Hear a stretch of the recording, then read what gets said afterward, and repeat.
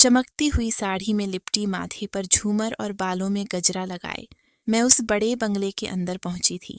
मेरे हाथों में चमकते हुए कंगन और होंठों पर सुरखी थी। खुद को आईने में देख के जी चाहता था कि थोड़ी देर और देखती रहूं। मेरे साथ 2 और ख्वाजा सरा भी थे, मेरे अपने जैसे, लेकिन आज सबकी नज़रें सिर्फ मुझ पर थीं। ये पार्टी किसी बड़े सियासतदान के बेटे की सालगिरह की थी और हमें वहाँ सिर्फ रौनक लगाने के लिए बुलाया गया था। मैं जानती थी हर निगाह मुझे कुछ और ही मतलब से देख रही थी। रोशनियों की चकाचौंध और ऊंची म्यूजिक के शोर में कदम रखते ही सबकी नज़रें हम पर जम गईं। मेरे जिस्म का हर झावियाँ बता रहा था कि मैं औरत हूँ, लेकिन मेरा दिल ये जानता था कि मेरे अंदर वो खालीपन है जिसे समाज ने एक लफ्ज़ दिया था। ख्वाजा सरा, जब मैंने स्टेज पर कदम रखा सब कुछ रुक सा गया। सबकी नज़रें मुझ पर थीं, लेकिन उनमें एक नज़र कुछ मुख्तलिफ थी। सफ़ेद कुर्ता पहने एक घुंघराले बालों वाला एक नौजवान अपनी जगह पर जैसे जम सा गया था। मेरी हर हरकत पर उसकी पलकें भी नहीं झपक रही थीं। काफ़ी देर नाच करने के बाद जैसे ही मैं साइड पर आई, वो अपनी जगह से उठा और मेरे करीब आया और बिल्कुल आहिस्ता आवाज़ में बोला, मैं तुमसे निकाह करना चाहता हूँ। मैं चौंक गई। कुछ पल के लिए मुझे लगा शायद ये कोई मजाक है या शायद वो नशे में है, लेकिन उसकी आंखों में न हंसी थी न कोई लड़खड़ाहट। सिर्फ एक सच था, एक जज्बा था। मैंने नज़रें चुरा के कहा, तुम्हें पता भी है मैं कौन हूँ? मैं वो नहीं हूँ जो तुम समझ रहे हो। उसने फिर भी हार न मानी। तुम जैसी भी हो वैसी ही मुझे कबूल हो। तुम्हारे माजी से मेरा कोई लेना देना नहीं, बस मेरे आज और कल में तुमको होना चाहिए। मैं खामोश थी। मेरे आसपास मेरे जैसे और भी लोग थे, लेकिन आज पहली बार मुझे लगा मैं उन जैसी नहीं हूँ। मुझे लगा जैसे मैं बस एक आम लड़की हूँ जिसे कोई बगैर शर्तों के अपना कहना चाहता है। उसने मेरा हाथ पकड़ा और बोला, आओ मेरे साथ। मुझे कुछ झिझक तो हुई, मगर मैं रुक न सकी। वो मुझे कोने में ले जा चुका था, रोशनियों से दूर, म्यूजिक के शोर से कुछ पीछे, जहाँ सिर्फ हमारी सांसें सुनाई दे रही थीं। मैंने उसकी तरफ देखने की हिम्मत नहीं की। मेरी नज़रें झुकी हुई थीं। दिल एक अनजाने खौफ से लरज रहा था। मैंने नरम लहजे में फिर कहा, तुम समझ क्यों नहीं रहे? ये सब तुम्हें अभी खास लग रहा है, लेकिन कल तुम्हें शर्मिंदगी होगी। तुम्हें अपने बाप के सामने जवाब देना होगा। तुम्हें लोगों का सामना करना होगा। क्या तुम जानते भी हो मैं कौन हूँ? मैं लड़की नहीं हूँ, मैं ख्वाजा सरा हूँ। मेरी शिनाख्त वो नहीं जो तुम चाह रहे हो। उसने पहले मुझे गौर से देखा, जैसे उसे भी इस बात का यकीन न आया हो। वो मेरी बात काटते हुए बोला कि मैं आम औरत नहीं हूँ। फिर आगे बढ़ा। उसके लहजे में यकीन था। तुम वो हो जो तुम खुद हो, और वो मेरे लिए काफ़ी है। मुझे फ़र्क नहीं पड़ता तुम्हें दुनिया क्या समझती है मेरे लिए। तुम बस तुम हो, ना कोई लेबल, ना कोई तारीफ, ना कोई शिनाख्त, बस तुम। मैंने सर झुका लिया। मेरी पलकें भारी हो चुकी थीं। आंखों में वो सब दर्द तैर रहा था जो बरसों में भी अल्फाज न बन सका। कल जब लोग तुम्हें ताने देंगे, जब तुम्हारे दोस्त तुम्हें छोड़ देंगे, जब तुम्हारे वालिद तुम्हें अपनी विरासत से निकाल देंगे, तब क्या करोगे? मैंने सवाल किया, जैसे खुद को समझा रही हूँ कि ये सब वक़्ती है, एक लम्हे का दीवाना पन है। वो आहिस्ता से मुस्कुराया और बहुत धीमी आवाज़ में बोला, जब मैं तुम्हें देखता हूँ तो मेरी दुनिया थम जाती है। तुम्हारी आंखों में एक खामोशी है जो मेरे शोर को भी पुरसुकून कर देती है। और मैं कसम खा के कहता हूँ, अगर तुम मेरी ज़िंदगी का हिस्सा नहीं बनोगी तो मुझे किसी विरासत, किसी दुनिया, किसी इज्जत की ज़रूरत नहीं। मैं साकित खड़ी थी। ऐसे अल्फाज मैंने सिर्फ फिल्मों में सुने थे, वो भी तब जब कोई हीरो हीरोइन को मनाने आता। लेकिन ये फिल्म नहीं थी, ये हकीकत थी। और वो लड़का एक अमीर ज़्यादा था जिसके पांव ज़मीन पर कम ही पड़ते होंगे। मैंने फिर से उसे रोकने की कोशिश की। तुम बाद में पछताओगे। हो सकता है तुम्हारा दिल अभी बहक गया हो। इश्क नहीं, शायद तुम्हारा जुनून है, या तुम्हें सिर्फ मेरा चेहरा खूबसूरत लगा हो। लेकिन मेरी हकीकत तुम्हें कभी खुश नहीं रखेगी। इस बार वो मेरे बिल्कुल करीब आया। उसकी सांसें मेरे चेहरे से टकरा रही थीं। तुम्हें क्या लगता है मैं पहली बार किसी लड़की को देख रहा हूँ?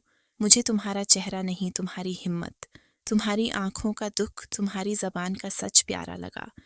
तुम जैसी औरत मैंने कभी नहीं देखी। तुम मेरी खुशी हो। तुम्हें खो के जीना मुश्किल होगा। मैंने दिल थाम के आंखें बंद कर लीं। अंदर कुछ टूट रहा था। جیسے برسوں سے جو جھام دل میں چھپائے تھے آج وہ پھٹنے والے ہوں۔ میری آواز بھیگی ہوئی تھی۔ مجھے وقت دو، میں تمہیں کوئی امید نہیں دلانا چاہتی، لیکن میں خود کو سمجھنے کی کوشش کروں گی۔ مجھے سوچنے دو، میرے دل میں طوفان ہے اور میں کسی کا ہاتھ تھامنے سے پہلے خود کو سنبھالنا چاہتی ہوں۔ اس نے میری بات کاٹی نہیں، بس ایک قدم پیچھے ہٹا اور بولا، تمہیں جتنا وقت چاہیے لے لو، لیکن یاد رکھنا میں تمہارا انتظار کروں گا۔ ہر حال میں نے سر ہلا دیا، آنکھیں جھکائیں، لیکن دل جیسے چیخ رہا تھا، تم پاگل ہو گئی ہو؟ کیا اتنی سچائی کو کوئی یوں آسانی سے کیوں کہتا ہے؟ کوئی اتنی شدت سے کیسے چاہ سکتا ہے؟ وہ بھی کسی ایسے انسان کو جسے دنیا عزت کے قابل بھی نہیں سمجھتی۔ میرے اندر سوالوں کی آندھی تھی، مگر اس کی آنکھوں میں وہ سکون تھا جو برسوں سے میں نے خود میں تلاشا تھا۔ وہ اندر چلا گیا، لیکن میری دنیا کو ہلا گیا۔ میں وہیں کھڑی تھی، ساری کی چمک مدھم ہو گئی۔ کنگن کی کھنک اب شور لگ رہی تھی اور میرے دل میں عجیب سا خلا، عجیب سا یقین، ایک نئی جنگ شروع ہو چکی تھی۔ میرے اندر میرے ہی خلاف میں پیدا ہوئی تو ماں کی آنکھوں میں ایک لمحے کو خوشی چمکی، مگر جیسے ہی دائی نے دھیمی آواز میں کہا، لڑکی پیدا ہوئی ہے، تو وہ چمک بجھ گئی، جیسے کسی نے چراغ پر پھونک مار کے بجھا دیا ہو۔ ابو کمرے کے باہر صحن میں بیٹھے حقہ پی رہے تھے۔ جب اندر سے آواز آئی، مبارک ہو، بھائی جان بیٹی ہوئی ہے، ابو نے حقے کو زمین پر پٹک دیا۔ اللہ کا قہر ہے، یہ تو اب کی بھی بیٹی، کیا میرے نصیب میں بیٹا نہیں لکھا؟ ماں چپ پڑ رہی، ان کی آنکھوں میں خوف اور شرمندگی ایک ساتھ لرز رہے تھے، جیسے اس لڑکی کی پیدائش ان کی ناکامی ہو۔ وہ میں تھی، نہ کوئی مٹھائی، نہ خوشی کی بانٹ۔ میری پیدائش پر صرف ایک سناٹا تھا اور ایک بوجھ۔ میری بڑی بہنیں مجھے گود میں لیتے ہوئے کہتی تھیں، ابو تو ہمیں دیکھتے بھی نہیں، اب تجھے کیا دیکھیں گے؟ مگر میں ان بچوں میں سے تھی جو سب سنتی ہیں، سب سہتی ہیں، لیکن پھر وقت آنے پر ایسی بات کہتی ہیں کہ سب کی سانسیں تھم جاتی ہیں۔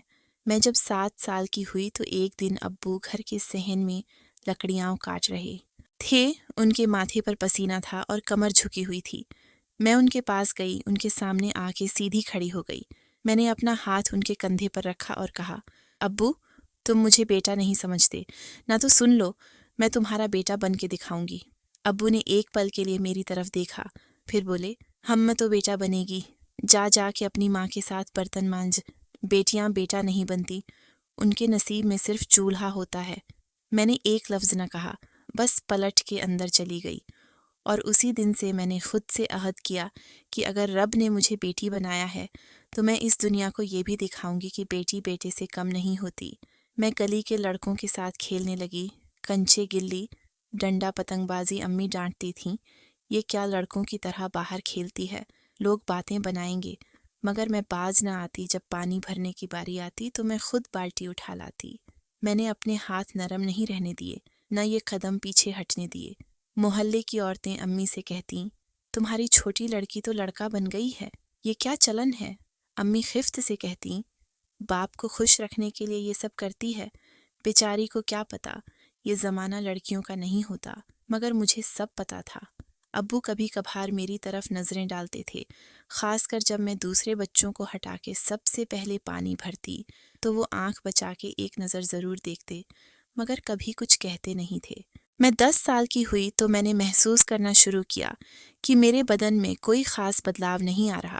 میری بڑی بہنیں جب 12 کی ہوئیں تو ان کی کمر نکھرنے لگی، ان کی آواز میں نزاکت آنے لگی، وہ اور خوبصورت دکھنے لگیں، مگر میرے ساتھ کچھ نہیں ہوا۔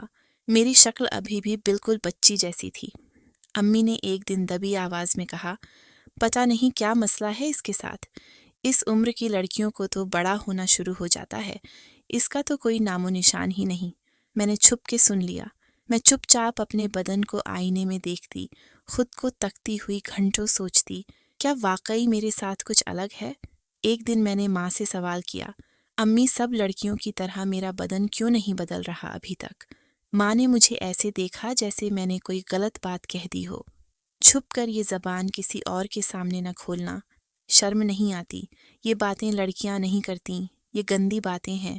مجھے شرم نہیں، خوف آیا، جیسے میرے بدن میں کچھ خرابی ہے، جیسے میں مکمل نہیں، اور یہ سوچ میرے دل میں بیٹھ گئی۔ میں چپ چاپ چارپائی پر لیٹ گئی۔ امی نے آواز دی، روٹی کھا لے۔ میں نے کہا نہیں چاہیے، ابو نے پکارا، چھوٹے نل پر پانی بھر دے۔ میں نے کہا نہیں بھر سکتی۔ اس دن پہلی بار میں نے اپنے بوجھ کو خود محسوس کیا اور پھر وقت جیسے رک گیا۔ میرے اندر ایک سوال اٹھا، اگر میں بیٹا نہیں، بیٹی بھی نہیں، تو پھر میں ہوں کون؟ میں اس وقت شاید 13 برس کی تھی، شاید 14، ٹھیک سے یاد نہیں، مگر اتنا یاد ہے کہ امی کی نظروں میں میرے لیے ایک عجیب سی بے چینی بڑھنے لگی تھی۔ ہر دن کے ساتھ ان کے دل میں ایک اندیشہ گہرا ہوتا جا رہا تھا۔ میری دونوں بڑی بہنیں اب بالکل جوان ہو چکی تھیں۔ ایک کی منگنی طے ہو گئی تھی اور دوسری کے رشتے آنا شروع ہو گئے تھے، لیکن میں ویسی ہی تھی جیسی کچھ سال پہلے تھی، جس میں کوئی خاص بدلاؤ نہ آیا۔ چہرے پر عورتوں والی کوملتا کے بجائے ایک عجیب سختی آنے لگی تھی۔ امی روز کپڑے دھوتے بیٹھتیں تو میری قمیضیں اور شلواریں بار بار الٹ پلٹ کے دیکھتیں، پھر میرے چہرے پر نظریں گاڑ کے سوچ میں پڑ جاتیں۔ آخر ایک دن محلے کی ایک عورت نے بات اڑائی کہ تمہاری چھوٹی والی میں کچھ گڑبڑ لگتی ہے، نارمل نہیں دکھتی۔ تو امی نے مجھے نرمی سے پاس بلایا اور کہا، آج دائی خالہ کے پاس چلنا ہے، تجھے دیکھوانا ہے۔ میں نے کچھ پوچھا نہیں، دل میں پہلے ہی ہزار وسوسے پل رہے تھے۔ دائی خالہ ہماری گلی کی سب سے پرانی عورت تھیں، جن کے پاس بچوں کی پیدائش سے لے کر لڑکیوں کے بڑے مسئلوں تک کے سارے جواب ہوتے تھے۔ جب میں ان کے سامنے چادر اوڑھ کے بیٹھی تو انہوں نے میرے چہرے کو دیکھا، ہاتھوں کو چھوا اور امی سے کہا، یہ کچھ خاموش سی لگ رہی ہے، کیا بات ہے؟ امی نے آنکھیں چرا کے دھیمی آواز میں کہا، خالہ اس کی عمر ہو گئی ہے مگر ابھی تک کچھ بدلاؤ نہیں آیا۔ دائی خالہ نے میری طرف دیکھا، پھر مجھے ہاتھ سے پکڑ کے اندر کمرے میں لے گئیں۔ انہوں نے کہا، لیٹ جا، تھوڑا دیکھنا ہے۔ میں ڈری ہوئی تھی لیکن سر ہلا دیا۔ ان کے ہاتھ سخت تھے۔ تھوڑی دیر بعد وہ چپ رہیں، پھر امی کو اندر بلایا۔ بی بی، تمہاری بیٹی لڑکی تو ہے پر پوری طرح نہیں۔ امی نے حیرت سے پوچھا، کیا مطلب خالہ؟ دائی خالہ نے سختی سے کہا، یہ خواجہ سرا ہے، نہ اس کے اندر وہ نظام ہے جو عورتوں کا ہوتا ہے، نہ یہ مکمل مرد ہے۔ اللہ کی بنائی مخلوق ہے مگر درمیان میں ہے۔ امی کا منہ کھلا کا کھلا رہ گیا۔ انہوں نے مجھے ایسے دیکھا جیسے ابھی ابھی ان کا سب کچھ چھن گیا ہو، جیسے میں کوئی بوجھ نہیں بلکہ گناہ بن گئی ہوں۔ دائی خالہ نے کہا، ایسے بچے سماج میں جگہ نہیں پاتے۔ تم سمجھدار ہو، فیصلہ کرو، بڑا ہو کر بدنامی کا سبب بنے گا، ابھی سے سوچ لو۔ گھر آ کر امی نے وہ بات ابو کو بتائی۔ اس رات کا منظر آج بھی میری آنکھوں میں قید ہے۔ ابو نے غصے سے چارپائی کی پٹی پر زور سے ہاتھ مارا۔ میں نے کہا تھا یہ کچھ الگ ہے، اس کی حرکتیں، اس کا رنگ ڈھنگ، سب کچھ ہمیں پہلے ہی سمجھ جانا چاہیے تھا۔ امی بولیں، پر ہم نے سوچا وقت کے ساتھ ٹھیک ہو جائے گا۔ دائی نے تو اب پکی بات کہہ دی ہے۔ ابو نے کہا، میری عزت خطرے میں ہے، کل کو لوگ کہیں گے میرے گھر میں خواجہ سرا پل رہا تھا اور ہم اسے بیٹی سمجھ رہے تھے۔ لوگ ہنسیں گے، تھو تھو کریں گے مجھ پر۔ میں یہ برداشت نہیں کر سکتا۔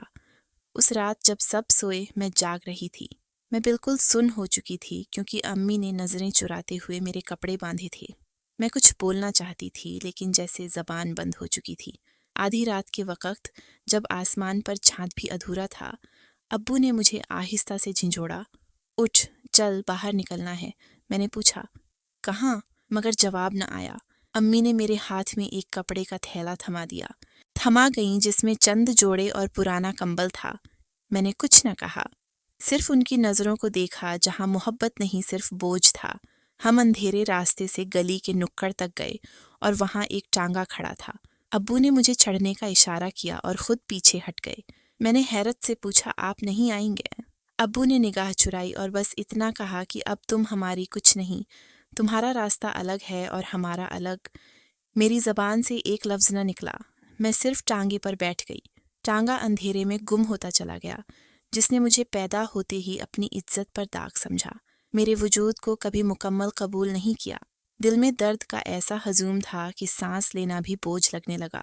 میں نہیں روئی، شاید اسی لیے نہیں کہ آنکھوں میں آنسو نہیں تھے، بلکہ اس لیے کہ رونے کا حق چھن گیا تھا۔ جب کوئی ٹھکرا دے تو آنکھیں نہیں روح روتی ہیں، اور میری روح تب سے اب تک روتی رہی تھی۔ ٹانگا محلے سے دور ایک خستہ حال دروازے پر رکا، جہاں چند سائے دیوار کے ساتھ ٹیک لگائے کھڑے تھے۔ ان کی آنکھوں میں وہی جانا پہچانا سا درد تھا جو میرے دل میں ابل رہا تھا۔ وہ خواجہ سرا تھے۔ انہوں نے مجھے دیکھا، ایک نے آگے بڑھ کے میرا ہاتھ تھاما اور بس اتنا کہا، ہم سمجھتے ہیں آج سے تو اپنے جیسے لوگوں میں ہے۔ میں نے پیچھے مڑ کے آخری بار دیکھا، شاید امی کہیں سے، شاید ابو آواز دے دیں، لیکن وہاں صرف خاموشی تھی، گہری کاٹتی ہوئی بے رحم خاموشی میں اندر چلی گئی۔ فضا میں تیل کی بتی کی بو اور کہیں دور سے کسی پرانی فلم کا گانا سنائی دے رہا تھا۔ وہ سب لوگ میرے گرد جمع ہو گئے اور سب نے کہا، یہی ہمارا نصیب ہے، اب تو بھی یہی سیکھ ناچ گا اور جتنا ہو سکے جیتے جی مرنا سیکھ لے۔ میں نے ان کی باتیں سنی، سر ہلایا، لیکن اندر جیسے سب سناٹا ہو گیا تھا۔ میں انسان سے سایہ بن چکی تھی، نہ کوئی نام نہ پہچان، صرف ایک شناخت خواجہ سرا، اور یہ وہ لمحہ تھا جب سب کچھ بدل گیا، ہمیشہ، ہمیشہ کے لیے۔ ایک عجیب سا خوف، ایک عجیب سی مانوس اجنبیت مجھے اپنی لپیٹ میں لے چکی تھی، جیسے جسم یہاں پہنچ گیا تھا مگر روح اس دروازے پر ہی ٹھٹکی ہوئی کھڑی تھی۔ گرو جی سے ملو، اسے نئی آئی ہے، تھکی ہاری ہے۔ ایک عمر رسیدہ خواجہ سرا نے آواز دی اور مجھے ہاتھ سے تھام کے اندر لے گئی۔ میں ایک بڑے کمرے میں پہنچی جہاں مخملی تکیے رکھے تھے، دیواروں پر سستے آئینے لگے تھے اور بیچ میں صوفے پر ایک دبنگ عورت سی شخصیت بیٹھی تھی، چوڑی ناک، کالی بھوہیں، نیلا سا ساٹن کا جوڑا پہنے، سر پر آنچل اور ہاتھوں میں موٹے موٹے سونے کے کنگن۔ یہی ہے وہ جسے گھر والوں نے رات کے اندھیرے میں باہر پھینک دیا۔ گرو جی نے نظر بھر کے مجھے دیکھا اور پھر طنزیہ مسکراہٹ کے ساتھ بولی، واہ رے، جو پھول کھلنے والا ہوتا ہے اسے پہلے ہی مسل دیتے ہیں۔ میں کچھ بول نہ سکی، زبان جیسے اندر کہیں چھپ گئی تھی۔ گرو نے اشارہ کیا، نام کیا ہے تمہارا؟ میں نے آہستہ سے کہا، سارا۔ گرو نے ہنستے ہوئے کہا، سارا تو بہت عام سا نام ہے، تو اب ہمارے ہاں آئی ہے، تیرا نیا جنم ہوا ہے، آج سے تیرا نام ہوگا روبی۔ روبی کیونکہ تیرے انداز میں رعب ہے، تیرے چہرے پر جو درد چھپا ہے وہی تجھے سب سے الگ بنائے گا۔ میرے اندر جیسے کچھ ٹوٹنے کی آواز آئی، ایک اور شناخت، ایک اور نام، ایک اور کردار جو میں تھی وہ دھیرے دھیرے مٹ رہا تھا۔ گرو نے مجھے پاس بلا کے اپنے بازوؤں میں لے لیا۔ یہ دنیا ظالم ہے بچی، پر ہم ظالم نہیں، ہم تیرے جیسے ہیں جو ادھورے ہیں مگر اندر سے مکمل جینے کی کوشش کرتے ہیں۔ پھر میرے دن نئے ہو گئے، مجھے کپڑے پہننے، جیور سجانے اور بول چال میں نرمی سیکھنے کے طریقے سکھائے گئے۔ ہونٹ ایسے ہلانے ہیں جیسے ہوا میں کلیاں جھومتی ہوں، قدم ایسے رکھنے ہیں جیسے زمین پر تیرا راز ہو۔ ایک سینئر خواجہ سرا مجھے سبقیں دیتی ہوئی بولی۔ میں خاموشی سے سب کچھ سیکھتی جا رہی تھی مگر دل کے اندر ایک خالی کنواں تھا جس میں کوئی آواز گرتی ہی نہیں تھی۔ پہلی بار جب میرے ہاتھ آئینے میں خود کو دیکھ کے میں ساکت رہ گئی۔ گرو کے گھر آئے مجھے 2 سال ہو چکے تھے اور اب میں روبی نہیں بلکہ اس محفل کی وہ چمکتی روشنی بن چکی تھی جسے دیکھ کے لوگ نوٹ لٹاتے، تالیاں بجاتے اور نیتیں خراب کرتے، لیکن ان میں کوئی ایسا نہیں تھا جس کی نظر میں انسان تھی۔ ہر ایک کے لیے میں صرف ایک تماشا، ایک جسم، ایک ادا تھی۔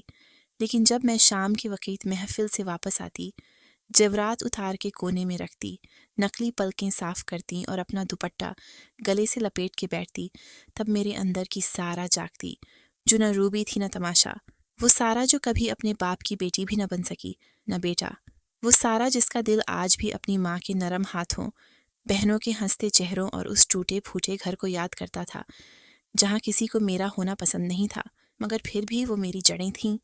میں ہر مہینے چپکے سے گرو کی نظروں سے بچ کے پیسے نکالتی، اپنی کمائی سے کچھ اپنی مرضی سے، اور انہیں ایک لفافے میں لپیٹ کے رکھتی جس پر صرف ایک پتہ لکھا ہوتا، محلہ صابری نلکے والی گلی، 3 گھر دائیں جانب۔ میں نے وہ پتہ کبھی نہیں بھولا، شاید اس لیے کہ ماں کو خط پہنچے، میرا دل مانتا تھا وہ کبھی نہ کبھی شاید میرے بھیجے ہوئے پیسوں کو ہاتھ لگاتے ہوئے تھوڑا سا روئیں گی۔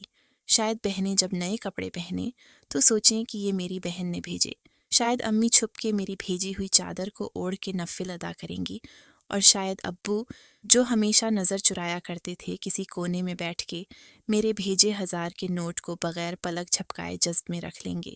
یہ سب شاید میرے وجود کو تھوڑا تھوڑا مکمل کرتے تھے۔ گرو کو جب شک ہوتا تو میں کہہ دیتی، گرو جی وہ ایک بڑا آدمی ہے جو مجھ میں عاشق ہے، منت سماجت کرتا ہے، پیسے دیتا ہے۔ میں اسے دھکار دیتی ہوں، آخر کمائی تو کمائی ہے نا۔ گرو ہنس دیتی اور کہتی، شاباش روبی، تو سچ میں بازیگر نکلی۔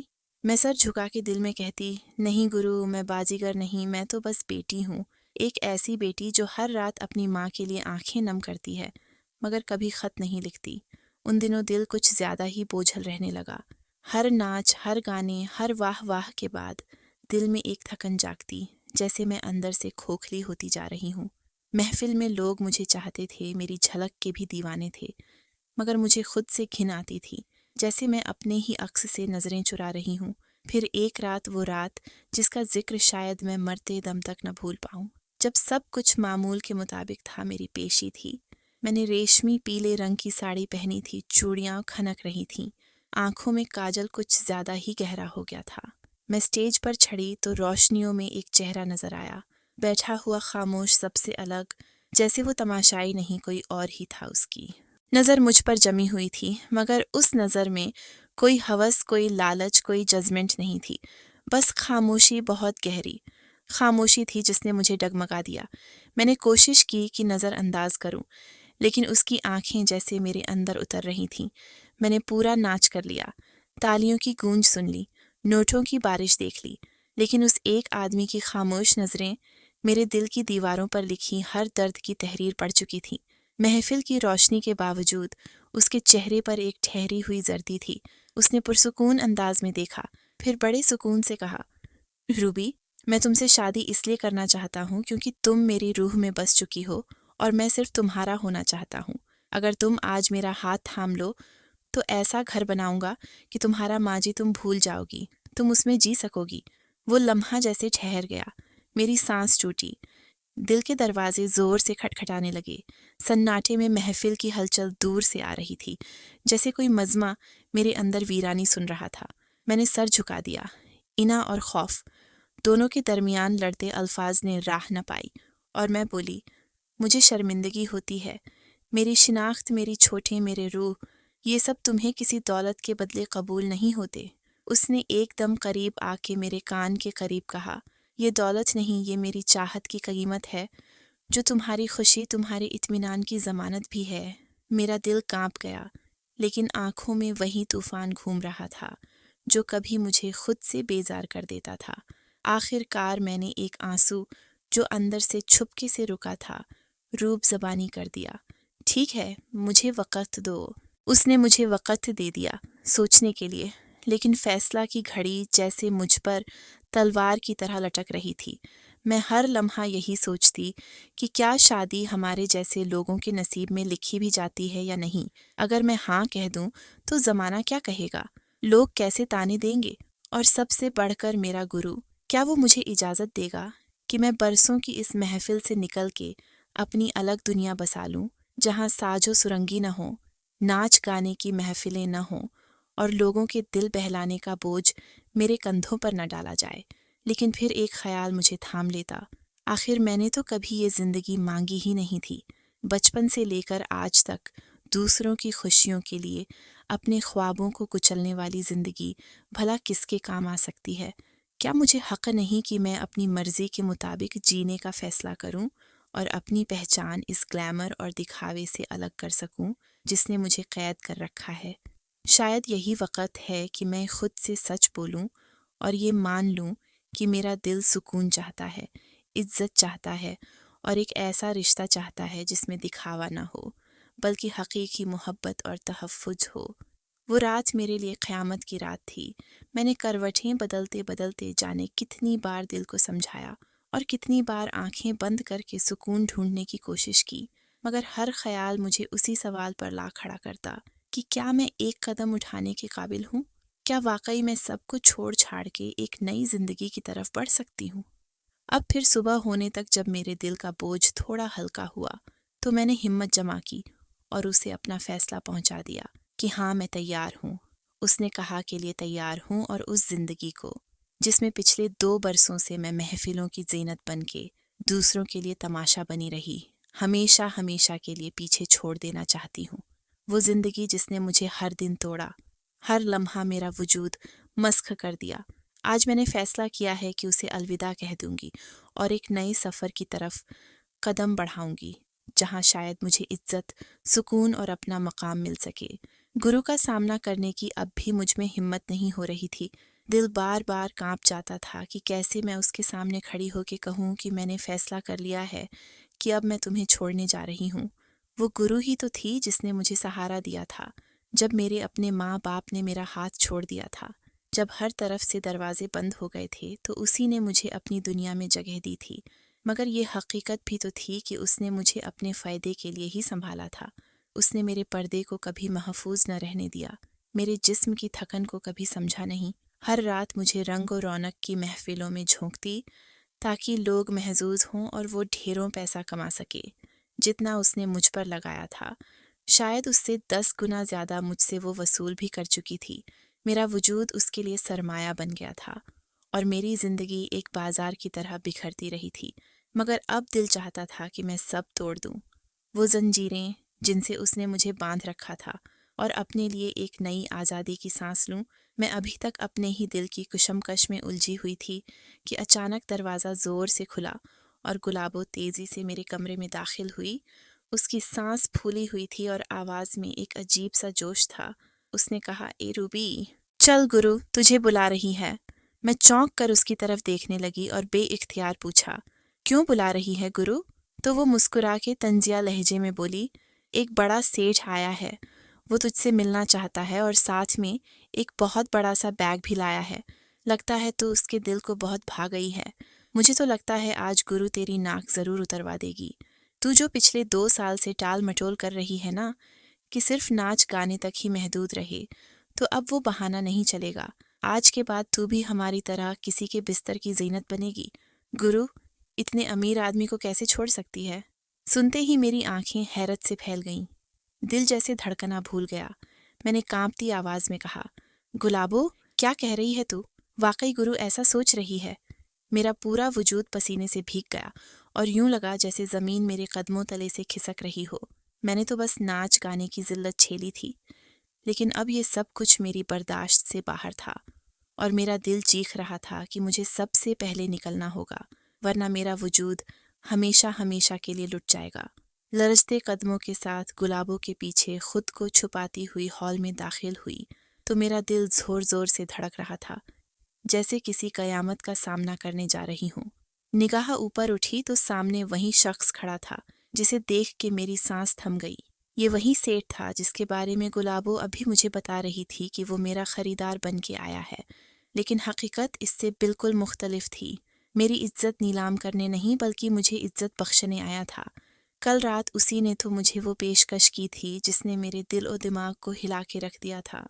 نکاح کی پیشکش، ایک ایسا سہارا جو شاید میں برسوں سے ڈھونڈ رہی تھی، اور اب وہی شخص سب کے سامنے کھڑا تھا، رعب دار مگر نرم مسکراہٹ لیے ہوئے۔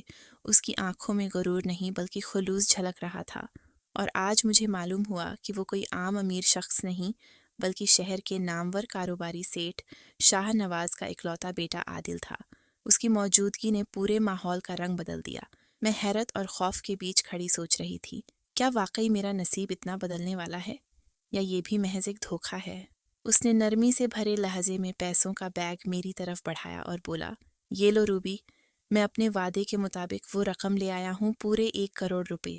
یہ سنتے ہی گرو کی آنکھوں میں ایک عجیب سی چمک ابھری۔ حیرت اور لالچ نے ایک ساتھ اس کے چہرے کو بدل دیا۔ وہ قریب قریب لپک کے آگے بڑھی اور بیگ تھامنے کو تھی کہ میں نے اچانک قدم پیچھے ہٹا لیے اور ہاتھ جوڑ کے صاف انکار کر دیا۔ میں نے کہا، نہیں گرو، آج تک کی کمائی سے میں نے تجھ سے کبھی 1 روپیہ نہیں مانگا، سوائے 2 وقت کی روٹی کے جو تو نے مجھے دی، اور اس کے بدلے میں میری جوانی کے ہر دن کو تو نے بیچا۔ یہ پیسے تیرے لیے نہیں ہیں، ان پر تیرا نہیں کسی اور کا حق ہے۔ اب پھر جیسے برسوں سے بند تقدیر کے دروازے اچانک کھل گئے ہوں، نکاح خوان کو بلانے کا بندوبست کیا گیا۔ محفل میں نہ کوئی شور تھا نہ دکھاوا، بس خاموش سا سکون بھرا تھا۔ میں نے زندگی میں پہلی بار اتنی ہلکی پھلکی تیاری کی تھی، نہ زیورات کی بھرمار نہ بھاری لباس، بس ایک سادہ سا جوڑا اور چہرے پر ہلکی سی مہندی۔ میں باہر آئی تو دل کی دھڑکنیں کانوں میں صاف سنائی دے رہی تھیں۔ سب کچھ جیسے خواب کی طرح لگ رہا تھا۔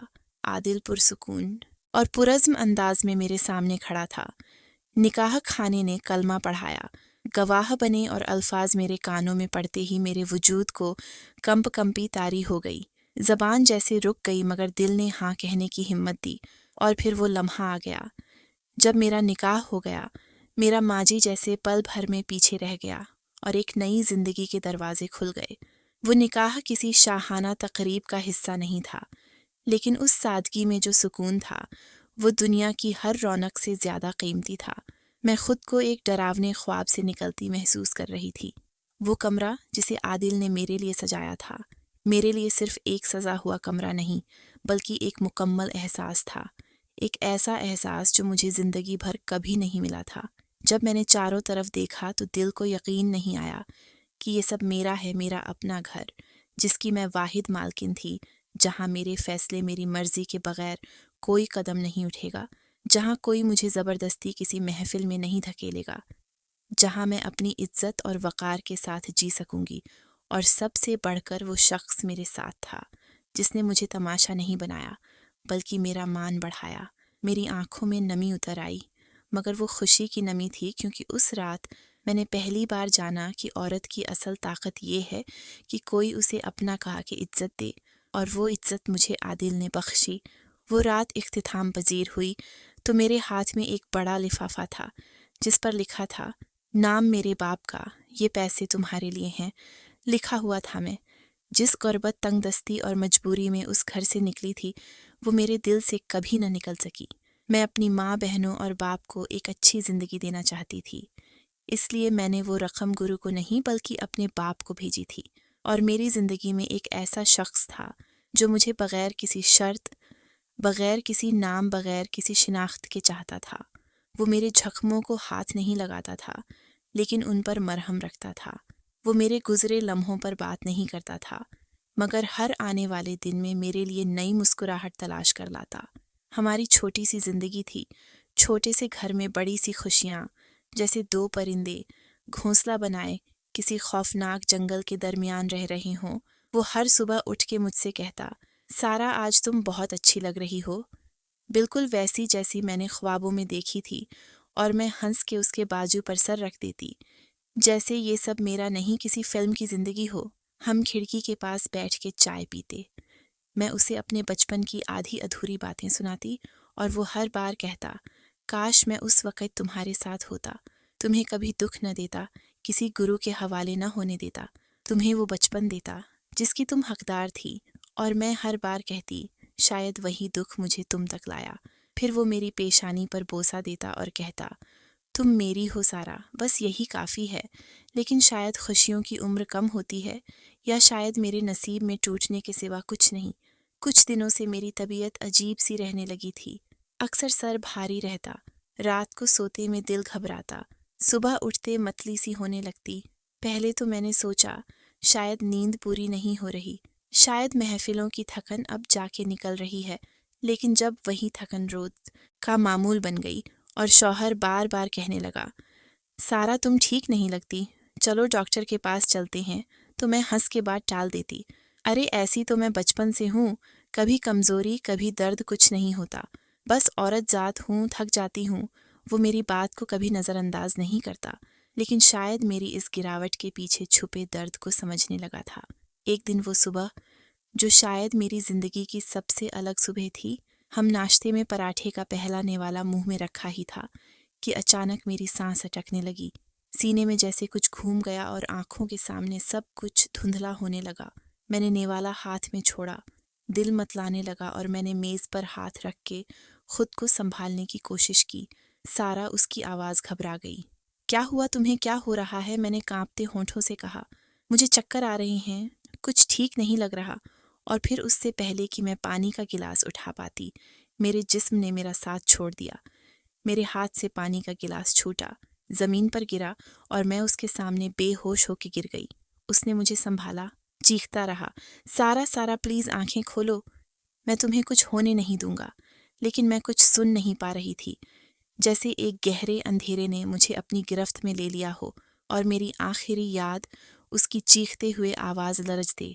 ہاتھ اور میری دھڑکن کی ڈوبتی ہوئی گواہی تھی، ایک نئی صبح جس کا آغاز محبت کی چائے سے ہوا تھا، اب اچانک ایک نئے درد، ایک نئے سسپنس، ایک نئے سفر میں تبدیل ہو چکی تھی۔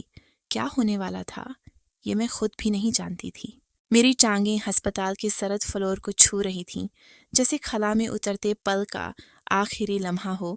مجھے اتنی کمزوری کبھی محسوس نہیں ہوئی تھی۔ ڈاکٹر کمپاؤنڈنگ ایک سفید کوٹ والی خاتون جیسے میرے اندر چھپے راج پڑھنے کی کوشش کر رہی تھی۔ یہ کیا ہے؟ اس نے آہستہ سے کہا۔ اس کے پیچھے ٹیم کی چپ سنائی دی۔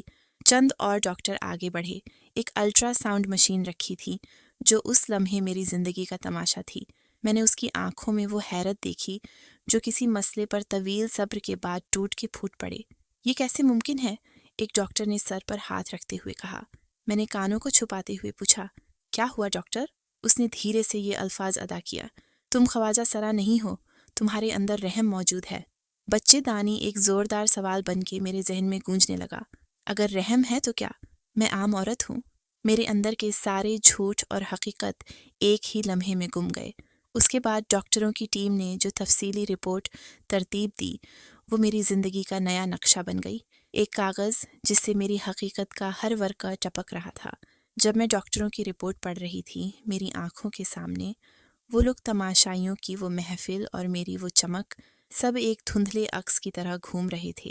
رپورٹ میں صاف لکھا تھا، پیریڈز نہ آنے کی وجہ کوئی بڑی چیز نہیں، صرف ایک جھلی کی بندش تھی۔ جسم میں رحم موجود ہے اور تناسلی نظام بھی ہے، بس ایک چھوٹی سی رکاوٹ تھی جو شادی کے بعد کچھ حد تک ہٹ گئی ہے اور کچھ آپریشن کے ذریعے ٹھیک ہو سکتی ہے۔ جب یہ بات عادل کو پتہ چلی تو اس نے کہا، ہم جہاں بھی جانا ہے جائیں گا، بس تم ٹھیک ہو جاؤ، اسی میں میری خوشی ہے۔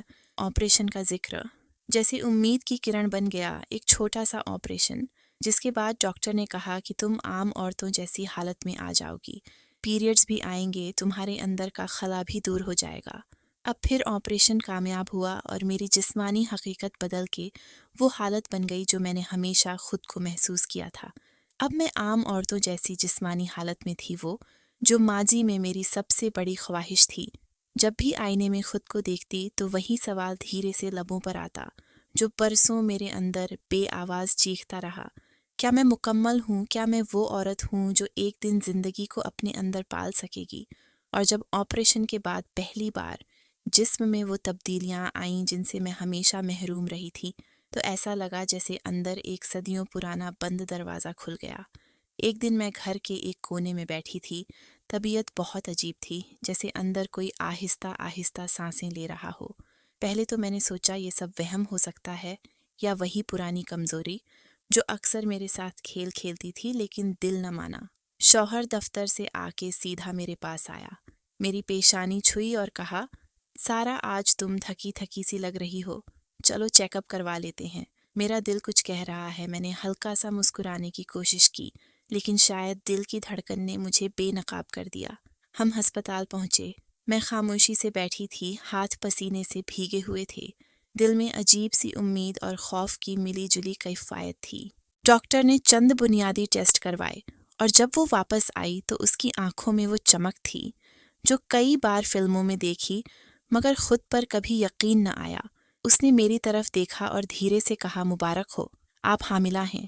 میری آنکھیں کسی انجانے منظر کی طرح کھل گئیں اور دل کی دھڑکن جیسے ایک پل کو رک کے پھر زور سے چلنے لگی، جیسے زندگی نے میرے اندر نیا ساز چھیڑ دیا ہو۔ میرے شوہر نے ایک لمحے کو میری طرف دیکھا اور پھر جھک کے میرے ہاتھ چوم لیے۔ سارا سارا میری سارا، تو ماں بننے والی ہے، تو مجھے زندگی کا سب سے قیمتی تحفہ دینے والی ہے۔ اس کے آنسو میرے ہاتھ پر گرے اور ہم روتے رہے، دعائیں مانگتے رہے، لیکن جیسے ہی وہ لمحہ تھما، ڈاکٹر نے تھوڑا توقف کیا اور کہا، لیکن وہی لیکن جس نے میری ہنسی کو روک دیا، میری سانس کو پچھلے درد کی طرف گھسیٹ لیا۔ یہ عام حمل نہیں، آپ کی جسمانی سخت اب بہتر ضرور ہو چکی ہے، لیکن اندرونی نظام اتنے سال غیر فعال رہا، اس لیے یہ حمل خطرناک بھی ہو سکتا ہے، ہمیں بہت احتیاط کرنی ہوگی۔ میرے شوہر نے فوراً کہا، ہم ہر احتیاط کریں گے، جو بھی ہو، بس میری سارا ٹھیک رہے اور یہ بچہ سلامت ہو۔ میں نے آنکھیں بند کیں اور اندر سے دعا کی طرح ایک صدا نکلی، یا رب، تو نے مجھے جو عطا کیا ہے اس کا محافظ بھی تو ہی بن جا۔ میں نے فون ہاتھ میں تھاما اور دل زور زور سے دھڑکنے لگا۔ ماں کا نمبر دبایا اور سنجیدہ لہجے میں کہا، امی، مجھے آپ سے ایک بات کرنی ہے، شاید آپ کے لیے آسان نہ ہو، لیکن مجھے آپ کو اپنی خوشخبری دینی ہے۔ فون کی دوسری طرف کچھ دیر خاموشی رہی، پھر ماں کی آواز آئی، بیٹا بتاؤ کیا بات ہے؟ میں نے ہچکچاتے ہوئے کہا، میں حاملہ ہوں۔ جی ہاں، آپ کی نونہال آنے والی ہے۔ میرا دل جیسے باہر نکلنے لگا۔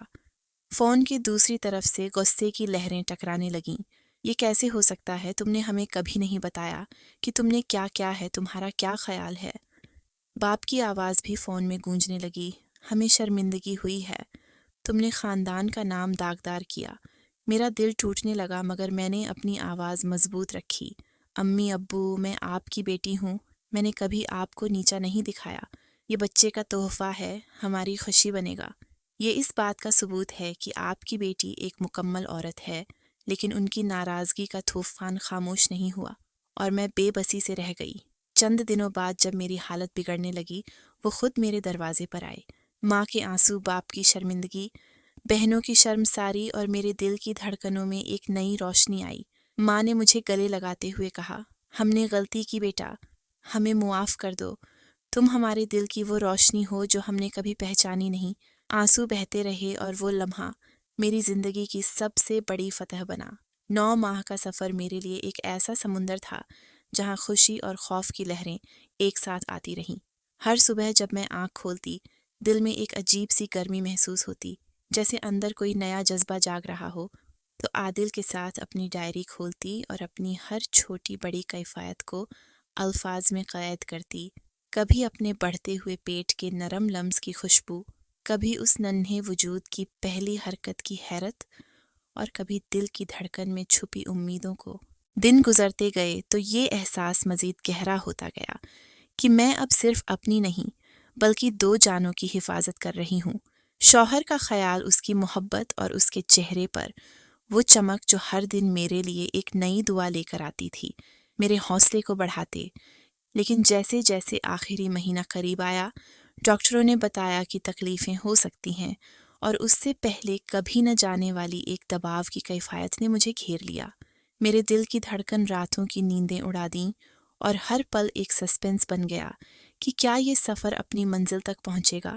ڈائری میں لکھا، آج دل بے چین ہے، لیکن میری محبت اور میں دونوں زندگی کی اس جنگ میں ساتھ ہیں، ہر درد میں ایک امید، ہر خوف میں ایک دعا۔ اس 9 ماہ کے سفر نے مجھے سکھایا کہ ماں بننا صرف جسمانی تبدیلی نہیں بلکہ روح کی سب سے بڑی قربانی اور حوصلے کا نام ہے، اور میں اس نئے سفر کی ہر کٹھنائی کو گلے لگا کے اپنی زندگی کے سب سے حسین باپ کی طرف بڑھ رہی ہوں۔ وہ دن جب میری زندگی کا سب سے بڑا امتحان شروع ہوا، ایک ایسا دن تھا جس کی گھڑیاں جیسے سانس روک کے چل رہی ہوئیں۔ آپریشن تھیٹر کا دروازہ بند ہوا تو اندر کا ہر لمحہ جیسے ایک صدی کا تھا۔ میں نے اپنی سانسیں گنتے ہوئے خود کو سنبھالنے کی کوشش کی، مگر جسم کی ہر رگ میں خوف اور امید کی ملی جلی کیفیت موجزن تھی۔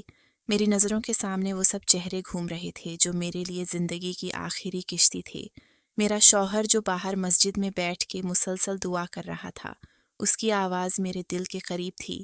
مجھے محسوس ہوتا تھا جیسے اس کے ہر لفظ میں ایک طاقت ہے جو مجھے زندہ رکھے گی۔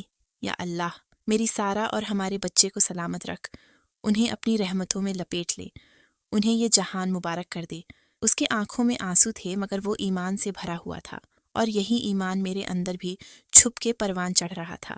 میرے ماں باپ جو کبھی ان کے چہرے پر پچھتاوے اور آنسو تھے، گھنٹوں بعد جب وہ آپریشن مکمل ہوا، ڈاکٹر میرے پاس آیا تو اس کے چہرے پر وہ مسکراہٹ تھی جو سب سے بڑی خبر لے کے آئی۔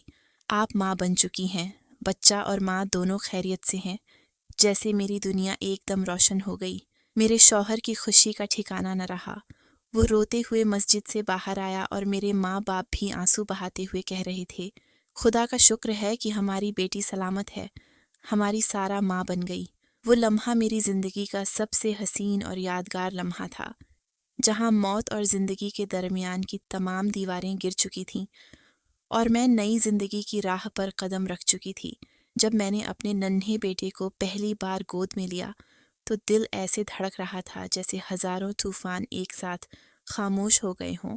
اس کے چھوٹے چھوٹے ہونٹوں کو چومتے ہوئے میں نے اسے اپنے سینے سے لگایا اور اپنے دل کی سب باتیں اس سے بانٹنے لگی۔ میں نے آہستہ سے کہا، میں خواجہ سرا نہیں، میں ایک عورت ہوں۔ یہ الفاظ میرے لیے صرف ایک حقیقت نہیں بلکہ میری پوری زندگی کی تعبیر تھی۔ وہ لمحات میرے لیے ایک نیا جنم تھے، ایک نئی پہچان جو میں نے خود اپنے ہاتھوں سے بنائی تھی۔